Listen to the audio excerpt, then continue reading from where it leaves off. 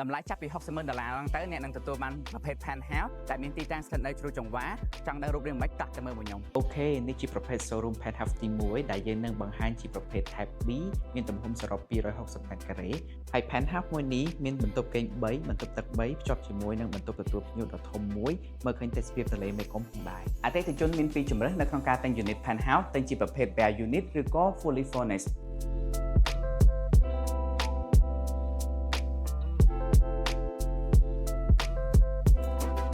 ឥឡូវនេះយើងងាកមកមើលបន្ទប់បង្ហាញថ្មីដែលជាប្រភេទ C penthouse ដូចគ្នាដែលមានទំហំ330ម៉ែត្រការ៉េ Unit នីមួយៗត្រូវបានបំពាក់ដោយបច្ចេកវិទ្យាវៃឆ្លាតនិងរចនាត្រូវបានគិតគូរយ៉ាងច្បាស់ពីអ្នកអភិវឌ្ឍសម្រាប់ខ្ញុំឈានជើងចូលមកដល់ Unit នេះព្រាមមានអារម្មណ៍ថាស្រស់ស្រាយមកព្រោះដោយសារពលឺជះចូលមកដល់ក្នុង Unit គ្រប់គ្រាន់ហើយជំនួយ view របស់ទន្លេមេគង្គគឺសម្រាប់ខ្ញុំគឺ fresh ខ្លាំងមែនទែនដូចគ្នានឹង Unit Type B ដែរអតិថិជនអាចទិញជា bare unit ឬ fully furnished បានហើយការបង់ប្រាក់អាចបង់មុន 50% និងបង់រំលោះអត់ការប្រាក់រហូតដល់12ខែសម្រាប់វីដេអូមួយនេះបង្ហាញអត់អស់ទេថា penthouse មួយនេះស្អាតប៉ុណ្ណាអញ្ចឹងបើចង់មកមើលផ្ទាល់អាចតាក់ទងមកក្រុមហ៊ុន real estate.com.kh បាន